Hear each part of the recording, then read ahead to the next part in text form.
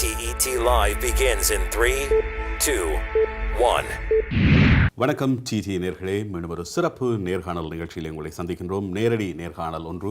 இன்றைய பொழுதில் எல்லோரும் ஆர்வத்தோடு எதிர்பார்த்து கொண்டிருக்கின்ற ஒருவரை கலையகத்திலே நேரடியாக சந்திக்கின்றோம். அவரோடு பேசுவதற்கான ஆர்வம் உங்களில் பலருக்கும் இருக்கலாம். அவரோடும் நீங்கள் நேரடியாக பேசலாம். உங்கள் மனதில் இருக்கின்ற கேள்விகளை அவரோடு நீங்கள் பகிர்ந்து கொள்ள முடியும். அவரிடமிருந்து அதற்கான பதில்களை நீங்கள் பெற்றுக்கொள்ள முடியும். அவர் வேறு யாருமல்ல, கன்சர்வேட்டிவ் கட்சியின் ஆன்டாரியோ மாநில தலைவருக்கான போட்டியிலே ஈடுபட்டிருக்கக்கூடிய மதிப்பிற்குரிய தமிழர்களின் நண்பன் Patrick Brown. Welcome to the show. Good evening. It's a real honor to be on your show tonight. Thank you very much for being here with your very busy schedule, and I think we are waiting for the day of your life. We're in the final sprint. Yes, final thing. எதிர்வரும் மூன்றாம் தேதி முதல் 7ஆம் தேதி வரை Ontario மாநிலத்தின் progressive conservative கட்சியின் தலைவர் யார் என்பதை தெரிவு செய்வதற்கான வாக்களிப்புகள் இடம்பெற இருக்கின்றன. ப்ரோக்ரெசிவ் கன்சர்வேட்டிவ் கட்சியின் உறுப்பினராக நீங்கள் இருந்து பேட்ரிக் ப்ரவுன் அவர்களுடைய ஆதரவாளராக இருந்தால் நிச்சயமாக நீங்கள் அந்த வாக்களிப்பில் கலந்து கொண்டு அவருக்கான வாக்கினை அளிப்பதன் மூலம் ப்ரோக்ரெசிவ் கன்சர்வேட்டிவ் கட்சியின் அடுத்த தலைவராக அவரை தெரிவு செய்யக்கூடிய நிலையை நீங்கள் ஏற்படுத்தலாம். எதிர்வரும் 9ஆம் தேதி நடைபெற இருக்கின்ற கன்சர்வேட்டிவ் கட்சியின் காங்கிரஸில் அதில் வெற்றி பெற்றவர் யார் என்ற விடயம் அறிவிக்கப்பட இருக்கிறது. இப்போது நடைபெற்றிருக்கக்கூடிய கருத்து கணிப்புகள் அனைத்திலும் திரு பேட்ரிக் ப்ரவுன் அவர்கள் முன்னிலை வகிக்கின்றார். More than 62% people supported you and you have bring 41,000 new membership for the Conservative Party. I would like to start with the question, why you choose Conservative? Well, you know, I chose the Conservatives when I was young. I got to meet Brian Mulroney, and I thought his passion for Canada at the time, the work he was doing on acid rain and free trade, was inspirational. And then I got more involved when Jean Charest became the leader. And you know, Jean Charest was standing up for Canada in that 1995 referendum, and I was just a teenager, and I'm like, I want to go volunteer for him. And so I followed him around, and I've been involved ever since. We heard that you were involved in politics as a volunteer while you were studying in university.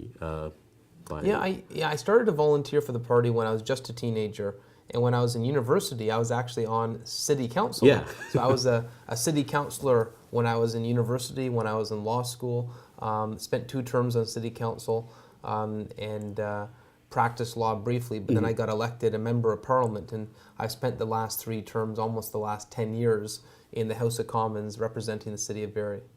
So what was the main reason get into this politics? Well, you know, I practiced law, but I have to say I wasn't...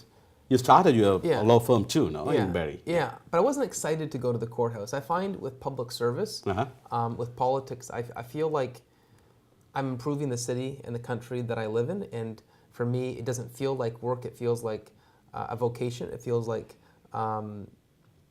you know, life is precious, and you want to make the most of it. And I really feel that public service is an opportunity to leave a lasting impact. You started helping the MPPs, but you ended up with as an MP. Now you came back to MPP. So why this round? Well, you know, and a lot of people are saying, Patrick, you're very popular in Barrie. You win by 21,000 votes. Why would you leave a safe seat? Well, you know, I'm leaving to run for Premier of Ontario because I believe the province has not been managed well. And I looked at the PC party. I thought the previous leadership, they blew the election. And I'm worried about Ontario. Ontario used to be the economic engine of Canada. We're losing jobs. Young people are finding it more difficult to get work. The hospitals are under intense pressure. I want to help Ontario. I want to make Ontario the greatest place to live. But I think you have already admitted that the previous leadership had some issues, but that was the major issue for your setback, your party's setback in the last election.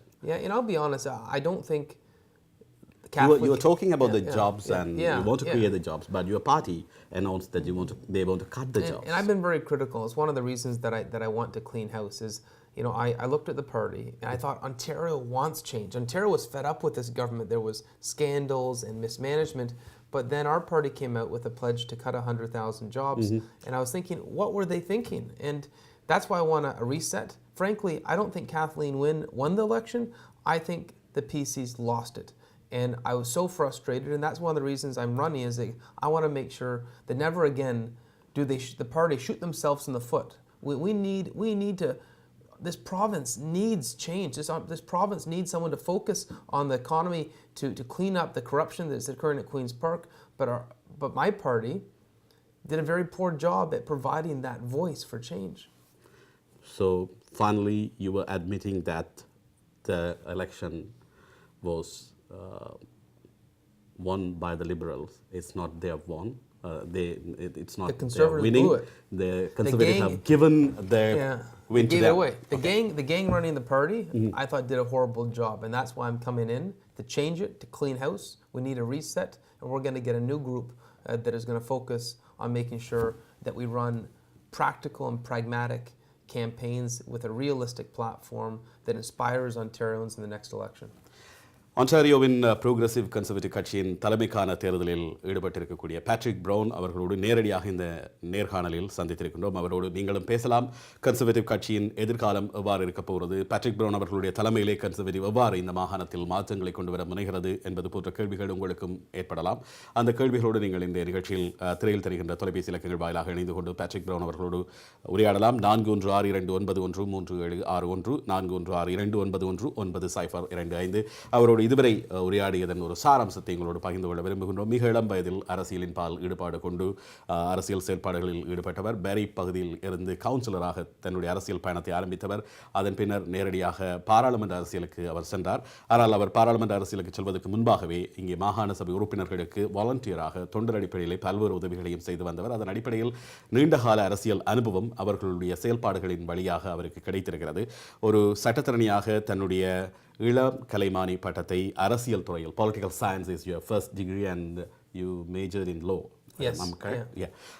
இளம் கலைமானியில் அரசியல் பிரிவிலையும் அதை தொடர்ந்து முதுகலை சட்டத்துறையிலும் பயின்றவர். அந்த வகையில் ஒரு சட்டத்தரணியாக தன்னுடைய தொழிலை பெரி பகுதியில் ஆரம்பித்தாலும் கூட அதன் மீதான நாட்டம் குறைவு. ஒரு சட்டத்தரணியாக பணிபுரிவதை விட மக்களுக்கு சேவையாற்ற வேண்டும், இந்த மாகாணத்தில் இந்த மக்களுக்கு ஏதாவது ஒரு வகையிலே நல்லவற்றை செய்ய வேண்டும் என்ற நோக்கின் அடிப்படையிலே பெரி பகுதியிலிருந்து பாராளுமன்றத்துக்கு தெரிவு செய்யப்பட்டவர். அதை கூடுதலான வாக்குகளையும் பெற்று பாராளுமன்றத்துக்கு சென்றவர் என்ற பெருமையும் இருக்கிறது பேட்ரிக் பிரவுன் அவர்களுக்கு. பாராளுமன்ற உறுப்பினராக இருந்த நிலையில் மாகாணத்தில் ஏற்பட்டிருக்கக்கூடிய தன்னுடைய கட்சியின் நிலையினை மாற்றுவதற்கு அல்லது தன்னுடைய கட்சி தொடர்ந்து சந்தித்து வருகின்ற பின்னடைவுகளை மாற்றியமைப்பதற்கு தானாக முன்வந்து இந்த தலைமைத்துவ பதவியிலே ஈடுபடுவதற்கு தயாராகி கொண்டிருக்கின்றார் பேட்ரிக் பிரவுன். அவர் இந்த கன்சர்வேட்டிவ் கட்சியின் தலைவராக தெரிவு செய்யப்பட்டால் ஒரு ரீஸ்டார்ட் அல்லது மீள் ஆளுகை ஒன்றை தன்னுடைய கட்சியில் ஏற்படுத்தி புதிய முறையிலே அந்த கட்சியினை வடிவமைப்பதற்கு தயாராக இருப்பதாக சொல்லியிருக்கிறார். இதைத்தான் அவருடைய இந்த உரையாடலின் போது நாங்கள் இதுவரை பேசியிருந்தோம். உங்களுடைய அழைப்புகளுக்காகவும் காத்திருக்கின்றோம். 4162913761 or 4162919025.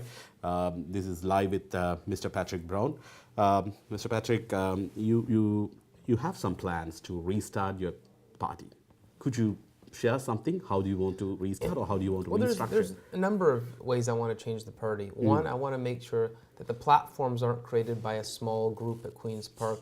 I want to make sure the platform of the party is written and approved by the broader party membership. I want to give voice to the party members. I want to value the party memberships. And frankly, the PC party before did not represent Ontario. It was a small membership. I want to make sure the membership represents the youth, the diversity that is Ontario. And what I mean by that, whether it was in Northern Ontario where the party was poorly represented, whether it was in downtown Toronto, we did not reflect the province. The province of Ontario is a mosaic of different cultures. It's a mosaic of different ages. It's a mosaic of different walks of life. And the party that I've been trying to build, the party that I brought 40,000 memberships into, is very different today. Because we have leaders in every community, whether it's Tamil or firefighters or police or nurses or Gujaratis. We have a wide variety, and I think that's a good thing for the party. The 41,000 within a short span of time is surprising for everyone, not only your party, surprising for other parties as well. During that time of collecting those kind of large membership, what kind of challenge you faced, or what kind of comments you heard about your party? This is a gigantic province, so the challenge was trying to travel everywhere. But let me say, one of the real secrets to my success is that I have been blessed with friendships in the Tamil community.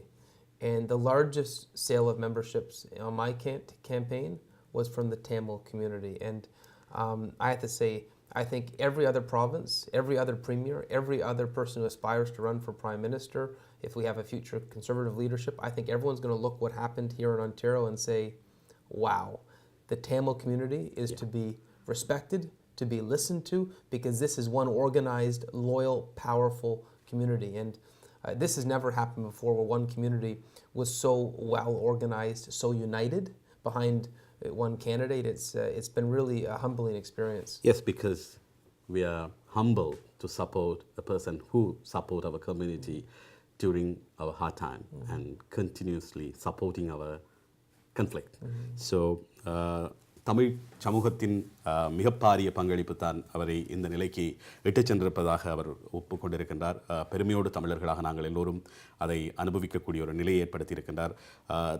கனடாவை பொறுத்தவரையிலே இருக்கக்கூடிய தேசிய அரசியல் கட்சிகள் தமிழ் சமூகத்தை எவ்வளவு தூரம் எப்படியான கண்ணோட்டத்தோடு பார்த்தன என்பதை இவருடைய வருகையும் இவர் சேகரித்திருக்கக்கூடிய அந்த 41,000 பேர் என்கின்ற அந்த அங்கத்துவத்தில் தமிழர்களுடைய மிகப்பெரிய பங்களிப்பும் ஏனைய கட்சிகளையும் ஏனைய அரசியல்வாதிகளையும் தமிழ் சமூகம் குறித்த ஒரு பெருமிதமான பார்வையினை ஏற்படுத்துவதற்கு காரணமாக அமைந்திருக்கிறது. அந்த வகையில் தமிழ் சமூகம் இந்த நாட்டில் மிக காத்திரமான ஒரு பங்கை வழங்கக்கூடிய ஒரு சமூகம் என்பதை பேட்ரிக் பிரவுன் அவர்களுடைய இந்த தேர்தல் உணர்த்தி கொண்டிருக்கிறது. அல்லது அவருடைய வெற்றி என்பது தமிழ் சமூகத்தின் வெற்றியாக அடையாளப்படுத்தக்கூடிய ஒரு நிலையினை அவருடைய தமிழ் சமூகத்தின் மீதான ஈடுபாடும் அவரை நோக்கி தமிழர்கள் அணிதிரண்டிருக்கக்கூடிய அந்த நிலையும் ஏற்படுத்தியிருக்கிறது.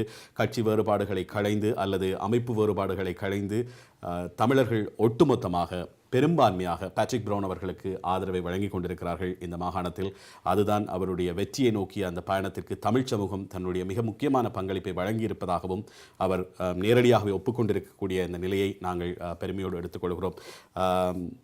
Having said that, I would like to hear from you. When did you hear about our community first time in your life, about the Tamil community, first time in your life? Well, it dates back to 2009, actually. So before that, you didn't heard anything about that? You know, I come from the city of Barrie. I didn't know much about the community. We don't have much of a Tamil community in Barrie. There's two families, and when the conflict happened, I had a family come into my office, and it was the Shreshkumar family, Aaron and Ranji. And Ranji broke into tears on my couch in my office. And when she told me it was happening, she said to me, Patrick, what if it was your sisters? What if it was your family? And my heart went out. I said, if it was my family, I'd be protesting on the Gardiner Expressway. And she says, exactly. And she says, we need you to be our voice in Ottawa. And ever since that encounter, you know, I've walked very closely with the Tamil community. ஒரு குடும்பம் பெரியிலே மிக குறைவான தமிழர்கள் தான் வாழ்ந்து கொண்டிருக்கிறார்கள். அப்படியான நிலையிலே 2009ஆம் ஆண்டு தமிழர்கள் மீது மேற்கொள்ளப்பட்ட இன அழிப்பு நடவடிக்கையின் போது அந்த இன அழிப்பின் துயரத்தை தாங்க முடியாத அந்த குடும்பத்தின் உறுப்பினர்கள் Ranji's family, you have mentioned. அவர்கள் பேட்ரிக் பிரவுன் அவர்களுடைய அலுவலகத்திற்கு சென்று தங்களுக்கு நடைபெறுகின்ற இலங்கையிலே நடைபெறுகின்ற எங்களுடைய மக்களுக்கு நடைபெறுகின்ற அநீதிகளை சொல்லி அழுதிருக்கின்றார். அதன் போதுதான் தமிழர்கள் என்ற ஒரு இனம் அழிக்கப்பட்டு கொண்டிருக்கிறது, அதன் மீது அடக்குமுறை பிரயோகிக்கப்பட்டு கொண்டிருக்கிறது, ஒரு இன அழிப்பு நடைபெற்றுக் கொண்டிருக்கிறது என்ற தகவல்கள் எல்லாம் அவர் தெரிந்து கொண்டார். அன்று முதல் தான் அவர் தமிழர்களுக்கு நெருக்கமான நண்பரானார். ஆனால் அவர் நண்பரானது மட்டுமல்லாமல் தமிழர்களுக்காக குரல் கொடுக்கின்ற மிக முக்கியமான ஒரு அரசியல் பிரமுகராகவும் கனேடிய அரசியல் உலகில் மட்டுமல்லாமல் சர்வதேச அரசியல் அரங்கிலும் கூட அவரை முன்னிலைப்படுத்துவதற்கு தமிழர்கள் என்றும் தயங்கவில்லை. I think you have traveled various places to represent Tamil during the war time. Well, you know, what really sparked it for me is when I heard what happened in Sri Lanka, I wanted to go investigate. I wanted to go get more evidence. So I applied to go to Sri Lanka. I bought my airplane ticket, and I applied for my visa. But then the Sri Lankan government denied my visa. And I said to myself, what my constituents said, what Ranji said, must be true, because why else would they deny a parliamentarian their visa? And I realized to myself, I wasn't dealing with just a bad situation. I was dealing with a government that was evil. And after that point, I got really involved. I organized a movie screening in Ottawa, the Channel 4 documentary to show MPs, to educate MPs. There was a Sri Lankan High Commissioner who was doing propaganda. She was going to MP's office saying, oh, Tamils are just all tigers and terrorists. And so I made it my job. Every time she visited an MP's office, I would go to that MP's office afterwards and say, here's the Channel 4 documentary. But I realized I couldn't just spread the word in Ottawa. I needed to go beyond that. And that's why I traveled to New York, I traveled to Geneva, and I was giving speeches saying the world must investigate this genocide. And by the way, genocide. Yeah. Don't say war crimes, don't say human rights abuses, genocide. And I have to say that, you know, we went through quite a journey. When we began this journey with Ranji, people were still saying in Ottawa, Tamils, terrorists, tigers, stuff that just makes you feel very wrong. But over that time, we got more and more MPs involved. And I remember in 2011 at Trinidad and Tobago Commonwealth, our foreign minister said, we need to investigate. But what was really the turning point for me was 2013, when our prime minister boycotted the Commonwealth. I said to myself, you know what? Canada's taken a stand of principle in the world, and this shows that political activism, political engagement works, because we took a situation where no one was listening to the point that we have the Prime Minister of Canada speaking on our behalf and calling out this wretched government for what they are. And it's a long journey, but let me say, it's not over yet.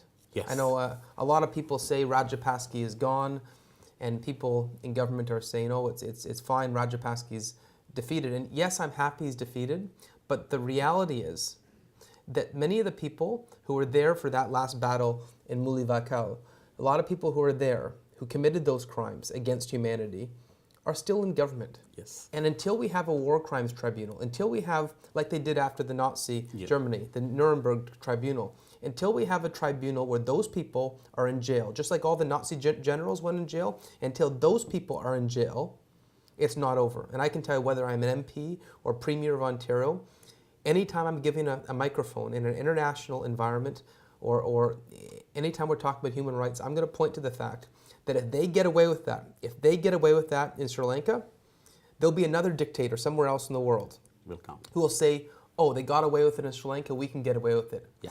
So, you know, we say never again. We said that after Rwanda, we said that after Germany. Well, this is our test. You know, those people have to be in jail. Those people have to be convicted for crimes against humanity.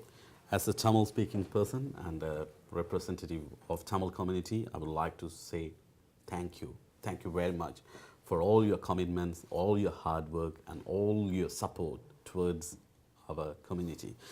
Basically, in our community, some people are not admitted that our community had a very big genocide in Sri Lanka, but as a foreigner, as an MB, you agreed and accepted there was a genocide. Just because I believe if we don't acknowledge it, then it's further salt on the wounds. Sure. It's like initially after Nazi Germany, there were some people that denied there was a genocide, and it doesn't help. You know, you can't sweep it under the carpet. It happened, and to really heal after an evil of that kind, there has to be acknowledgement before there can be reconciliation. There has to be consequences for those that committed the crimes before there can be reconciliation. Thank you very much, Patrick. தமிழர்களுக்கு நிகழ்ந்தது ஒரு இன அழிப்பு என்பதை வெளிப்படையாக ஒப்புக்கொண்டு வெளிப்படையாக அது குறித்து பேசிக் கொண்டிருக்கின்ற மிக முக்கியமான ஒரு அரசியல் ஆளுமையாக பேட்ரிக் ப்ரவுன் அவர்களை நாங்கள் பார்க்க முடிகிறது. இங்கு மட்டுமல்லாமல் சர்வதேச அரங்கிலும் நியூயார்க் ஆகட்டும், ஜெனீவாவாகட்டும், இங்கு இருக்கக்கூடிய கனடிய பாராளுமன்ற உறுப்பினர்கள் மத்தியிலாகட்டும் தமிழர்களுக்கு நிகழ்ந்தது ஒரு இன அழிப்பு என்பதை அழுத்தமாக தெரிவித்து வருகின்றவர் திரு பேட்ரிக் ப்ரவுன். அதன் காரணமாகத்தான் இன்று ஒட்டுமொத்தமாக தமிழ் சமூகமே அவர் பின்னால் அணிவகுத்து நிற்பதை நாங்கள் காணக்கூடியதாக இருக்கிறது. அது தமிழர்கள் எல்லோரும் அவருக்கு ஆதரவளிக்க வேண்டிய கடப்பாடுடையவர்களாகவும் இருக்கின்றோம். அதுதான் நான் முதலில் குறிப்பிட்டது போல கட்சி வேறுபாடுகளை கடந்து ஒரு தமிழனாக எல்லோரும் பேட்ரிக் ப்ரவுன் அவர்களுக்கு ஆதரவளிக்க வேண்டிய கடப்பாடு இருக்கிறது. ஏனென்றால் அவர் கட்சி வேறுபாடுகள் இல்லாமல் ஒட்டுமொத்தமாக ஒரு இனத்திற்கு மேற்கொள்ளப்பட்டது இன அழிப்பு என்பதை ஆணித்தரமாக பல சந்தர்ப்பங்களில் பல தடவைகளில் கூறி வருகின்றார். அவருடைய முன்னெடுப்பின் காரணமாகத்தான் 2013ஆம் ஆண்டு கனேடிய அரசாங்கம், கன்சர்வேட்டிவ் அரசாங்கம், இலங்கையில் நடைபெற்ற காமன்வெல்த் பொதுநலவாய அமைப்பு நாடுகளின் மாநாட்டில் கலந்து கொள்வதில்லை என்கின்ற உறுதியான முடிவை எடுத்து அதை உலகத்திற்கு மிக முக்கியமான ஒரு செய்தியாக சொல்வதற்கு கன்சர்வேட்டிவ் கட்சியின் உறுப்பினர்களில் மிக முக்கியமாக பேட்ரிக் ப்ரவுன் அவர்களுடைய பங்களிப்பு மிக மிக முன்னுதாரணமாக இருந்தது. அவருடைய எழுச்சியும் அவர் கன்சர்வேட்டிவ் கட்சி உறுப்பினர்களோடு மட்டுமல்லாமல் ஏனைய கட்சிகளின் உறுப்பினர்களோடும் சென்று உரையாடி சேனல் 4இன் கில்லிங் ஃபீல்ட்ஸ் தொடர்பான அந்த காட்சிகளை பகிர்ந்தமை காரணமாகத்தான் கனடிய அரசாங்கமும் ஏனைய கட்சிகளும் கூட ஒன்றிணைந்து இலங்கையிலே நடைபெற்ற பொதுநலவாய அமைப்பு நாடுகளின் மாநாட்டை புறக்கணிக்கின்ற தீர்மானத்தை ஏகமனதாக நிறைவேற்றியிருந்தார்கள். தமிழர்களுக்காக என்று மட்டுமல்ல, ஒட்டுமொத்தமாக உலகத்தில் எங்கும் மனித உரிமை மீறல்களும் இன அழிப்பும் நடைபெறுகின்ற போது அதற்கு எதிராக குரல் கொடுக்க வேண்டும்.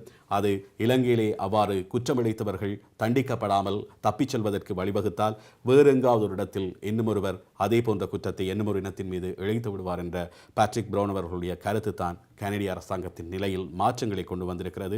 அதே போல தொடர்ச்சியாக அவர் தமிழினத்திற்கு இழைக்கப்பட்டது ஒரு இன அழிப்பு என்பதை வலியுறுத்தி வருகின்ற பெருமைக்குரியவர். அந்த வகையிலே நன்றியோடு அவரை நினைவு கூர்ந்து நாங்கள் இந்த நேர்காணலில் ஒரு சிறிய இடைவெளி எடுத்துக்கொண்டு மீண்டும் பேசப் போகின்றோம்.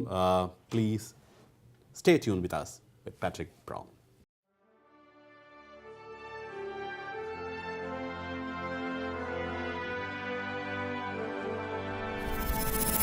TET Live begins in 3, 2, 1. Welcome back to live interview with Mr. Patrick Brown, the candidate for PC leadership, Ontario. We were talking about Tamil issue and the relationship with our community. I would like to know something about the relationship which you have with Indian Prime Minister Narendra Modi. He had a very special meeting with you during his visit to Canada. So how did that start? Well, back in 2008, I was the chair of the Canada-India Trade Committee, and I got to know him when he was chief minister in Gujarat, and we became good friends, and I spoke at all his trade conferences.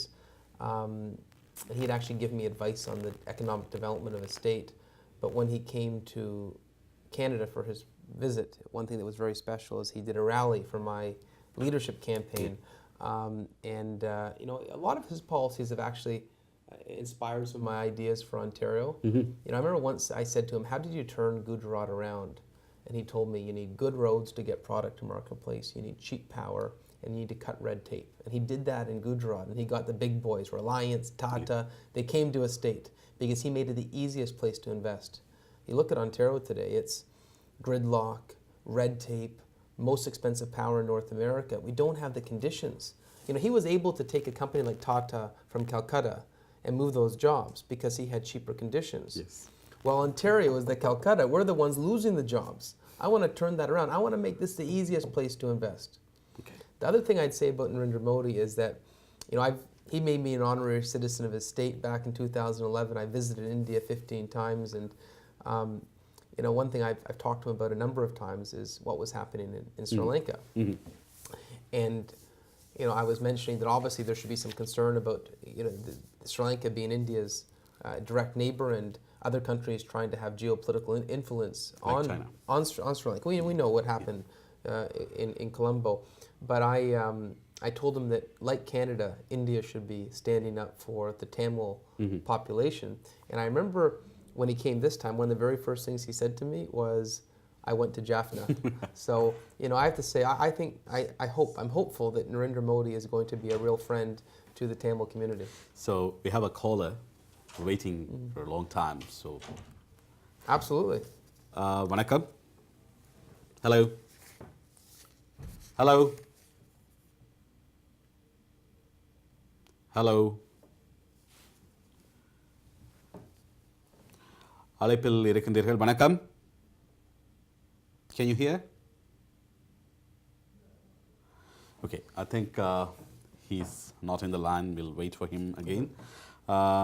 Okay, go ahead with Narendra Modi's development plan and how to relate that model to Ontario. Well, I think the model is, this is a man that saw his state flourish. It went from one of the weakest in India to the most successful. And what I'd like to do in Ontario is say, you look at the comparative jurisdictions, you look at Manitoba, you look at Quebec, you look at New York, you look at Ohio, we're losing jobs to those areas because we have more traffic, more gridlock, more red tape, higher property taxes. It all adds up. We're less competitive. And now the Liberals want to bring in a job-killing pension scheme. They want to bring in this cap-and-trade system. It's just more weight on the backs of business. And the lesson from Narendra Modi and Gujarat is, you make your state the easiest place to invest. You make your jurisdiction the easiest place to invest, and you can flourish. It will bring businesses there. That's what I want to do for Ontario. Would you think that's possible in the near future, or it will take more time to make it happen in Ontario? I would say I just I watch think you me. have to. I'd say first of all, I got to win the next election, but Yeah. I'd say just watch me. Okay. You know, I remember the story that he told me about Tata. He asked, they were gonna it was gonna take a year for them to get their permits in Calcutta. He told Ratan Tata, "You'll have your permits in Gujarat in 3 days," and they moved. I want to go to businesses around North America and say, "You want to come to Ontario? We'll have those regulations passed. We'll make this the spot to locate." I want to make Ontario the easiest place to locate. So you have very big two challenges ahead of you. First is that 3rd to 7th election to become the PC's leader. So tell us something about the major challenge you faced with only one candidate against Well, you. we have an enormous challenge. We have to bring out 41,000 people to vote. You succeed on that. So, So now we need to make sure that everyone actually votes. Okay. And so the voting is open this Sunday from 11 to 5 p.m. And I want to make sure everyone that signed a PC membership card gets out and votes. It's so important. So that's very important. 40,000 பேர் அவருக்கு Hello? ஆதரவாக இருக்கிறார்கள் என்பது முக்கியமல்ல. வணக்கம். Hi. Hi. My name is Nalani, and I just had a question. Like, I'm getting out of school now, and I'm really nervous to go into a job field, knowing that there aren't many jobs available for people that don't have as much experience and for younger people. So I just want to know if, I guess, Patrick Brown, if he is elected premier, like, will there be promises for jobs for younger people and people with less experience? Not only your question, I think it's all of our question. Yeah, very, very good question. I think what the problem in the education system today is we're graduating young people for jobs that existed 10 and 15 years ago, not the jobs that exist today and tomorrow. You know, the reality is last year we graduated 9,000 teachers for 5,000 teaching positions. 75% of young teachers can't even find a job. Conversely, I was up in Sudbury at Cambrian College talking to the students of the Powerline program, 24 graduates, 300 job offers. The reality is if you look at education systems in Germany and the Nordic countries, they tailor education to employment. In Ontario, we say study whatever you want. It doesn't matter if there's a job. It's wrong. And the only thing that Kathleen Wynne seems to be focused on right now is adding additional courses in sex education. And I say instead of new courses in sex education, let's focus on making sure young people have jobs. Let's make sure young people actually have jobs when they graduate. Thank you very much. I think. Okay, thank you. Thank you. நீங்களும் அழைக்கலாம் Patrick brown அவர்களோடு பேசலாம். உங்களுக்கு ஏற்படக்கூடிய சந்தேகங்கள் அவருடைய தலைமையில் என்ன மாற்றத்தை ஆன்டாரியோ அனுபவிக்கும் என்பதை அறிந்து கொள்ள 4162913761 4162919025 2 தொலைபேசி இலக்கங்கள் வாயிலாகவும் நீங்கள் அழைத்து பேட்ரிக் ப்ரவுன் அவர்களோடு உரையாடலாம். So in Ontario, everybody wants to have a better Ontario in near future. Will that happen? Or I believe if it's the current Liberal government, we're going to see Ontario continue to bleed jobs, bleeds opportunity. It's not just Goodyear that left Eastern Ontario. It's not just Toyota that's doing their new line in Mexico. We're bleeding jobs because we're taxing ourselves. We're over-regulating ourselves out of the market. So if we want to make Ontario great, it can't be more the big spending, big taxing ways of Kathleen Wynne. yeah, but this trend of the bleeding jobs and the economic situation has happened past several years. But the people of Ontario again and again electing the Liberals, and last year they elected 10 more MPPs. Why that happened? I think it's two things. One, the PCs messed up. The PCs messed up royally. They ran on a platform that was foolish and wrong-headed. Okay. I don't think Kathleen Wynne won the election. I think the Conservatives shot themselves in the foot. I think people in Ontario want change. They want change badly. All the polls suggested they wanted change at Queen's Park. But the previous leadership of the party scared them away. So what I plan to do is I plan to be a voice for being reasonable. I plan to be a thoughtful conservative, and I really believe if we are a party of thoughtful analysis, a party that is sincere and authentic, it considers all ideas, it works with anyone if it benefits Ontario, we're going to elect a majority progressive conservative government in 2018. And let me add to this, as I build my slate of candidates for the next election, as I build my caucus and my cabinet, it will not be the old school conservative way. I want to make sure my candidates represent every community that makes up this province. I want to make sure my caucus does. I want to make sure my cabinet does. I want to make sure my government boards does. Because when you look at the government of Ontario, you do not see the diversity that is Ontario. You do not see that on the boards. Frankly, I want to make sure that in my cabinet, it reflects Ontario. But we had a very good experience or very bad experience in terms. We had 2-3 candidates run for MPP from our community, but they couldn't succeed. Why? Well, you know, But you as a leader, as a personality, a politician, a leader for next PC, had an amazing support from our community, but unfortunately, our candidates lost. Why? Well, Because of they ran for Conservative or any other reason? I think it's because they are running under the horrible campaign that was the PCs and Tim Hudak in the last election. I can tell you the Tamil candidates who run under my leadership in the next election are going to win. They're going to be part of my caucus. They're going to be part of my cabinet. The difference is the PCs got wiped out of the GTA, wiped out of urban Ontario. Under my leadership, we're going to win big time in the City of Toronto, because if you look at where my memberships were, where my effort is, I grew up in the City of Toronto. We're going to see a very different PC party. Frankly, I chair Prime Minister Harper's GTA caucus, and in our caucus, we have the majority of seats in the GTA, but the provincial party just didn't compete, just didn't show up. That's a big question we have.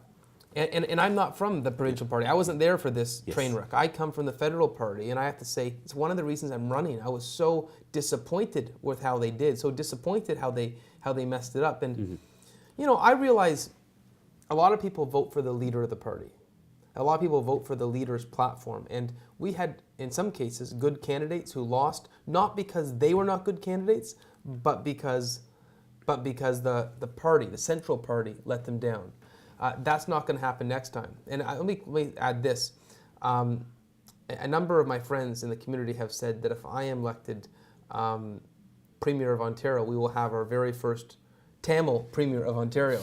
So it's not just going to be Tamil candidates. I intend to be the first Tamil Premier of Ontario. So you have to say Vanakkam. Vanakkam, Nandri. Nandri. What are your major areas for focus on your next term or on your new term with PCs? Well, you know, I want to rebuild the party. I want to make it a grassroots organization. I want to build a platform by reaching out to stakeholders, members, leaders around Ontario. And I want to have a very active presence around Ontario. We're not going to write off any part. I'll be active in the North. I'll be active in the GTA. You know, we're going to build a real, meaningful grassroots organization. For Ontario, what are the plans or what are the major issues affecting this province, and what are the focus points if you are... There are a number of areas. We have to get gridlock under control in the GTA. It is an economic hurdle. We have to get hydro prices under control. The Liberals' wind turbines around the province have caused hydro prices to skyrocket. We have to end the failed Green Energy Act because we need to have affordable hydro prices. How can you compete as a business? So do you think that's a possible way to reduce the hydro prices, or do you have any mechanism to reduce it? Oh, absolutely. The Green Energy Act at some points was paying people... They tried and they failed it. It failed, but here's the problem. Even though it's failing, they're still issuing more of it. We have a huge oversupply. We're subsidizing companies that come from South Korea and China to buy our electricity. We're turning off our own. And their response, Kathleen Wynne's response, she issued another $1 billion. More RFPs. She wants more wind turbines. We got to cancel that. We have to stop that. She's going to have our hydro prices go up another 40% because of all these wind turbines she's issuing. Okay. So you can't compete for jobs. You can't get business if you have hydro prices that are completely uncompetitive. So next. Other thing I want to talk about is an education system that's geared towards employment, like I mentioned earlier in the show. Okay. And on healthcare, you know, I have to say I really value preventative healthcare, home care, and long-term care. And I think under this government, they have put all the pressure inside the hospital. And one of the reasons you have such intense pressure on the hospital, which is the most expensive aspect of care, is because of the cuts to preventative healthcare, the cuts to home care, the fact they haven't built any long-term care beds. You have to look at the bigger picture in healthcare, and I'd certainly be prepared to do that as Premier. The relationship between the federal and the province is very important for a development of a province. But nowadays, I think liberals are ruling at the province, and in federal conservatives are ruling. So, how do you see this situation, and how, if you become Premier of Ontario, I think this may ease the path. Yeah, I think it would. Obviously, Kathleen Wynne has had a very bad relationship with the Prime Minister. Rather than, she's running the biggest deficit in Canada. The other premiers are managing their finances just fine. And rather than saying she made mistakes, she seems to keep every time run back to Ottawa saying I need more money. Yeah. I don't think I think her economic mismanagement is frowned upon in Ottawa because they realize how her policies have hurt Canada. You damage Ontario's economy, you hurt Canada's economy. I think the benefit I'd bring is that Prime Minister Stephen Harper is a friend of mine. The Prime Minister is someone I've worked with for 9 years, and my policies would gel with his policies. My goals for economic development, my goals for small business, my goals to get Ontario going would coincide with his policies on economic development in Canada. So I think we have talked a lot about your candidacy, not only about your candidacy, but about the situation of this province and the country. Finally, I would like to hear some interesting story relates to our community or our people. I think you have plenty of stories, but I would like to hear one. I have to say, I probably attend 8 or 9 Tamil events a week, and in that, I have met some... The people are talking about because you were a runner and you're an athlete and hockey player. That's what you are visiting all over the places in this. I've met some incredible people. Frankly, I think I have more doses for breakfast now than I have for cereal. I probably I have to say I think I eat more Tamil food these days than I do the regular food I might have in Barrie. And I have to tell the problem is I need to get back to running because the food is so delicious. I think I'm going to grow in size. Like me. I had a dessert called morthacum. Yeah. That is absolutely delicious. You can't have just one. Yeah, and so I'm learning that learning how to stop eating. The deliciousness of Tamil food is dangerous. But I have to say the culture events in the Tamil community are so dynamic that it's been a privilege. It really has. The food is delicious because the people are also delicious. That's why I think. Thank you very much, Patrick Brown, for joining with us, and we'll wish for a very good luck in your election. Thank you so much. Nandri and Vanakkam. Nandri, Vanakkam.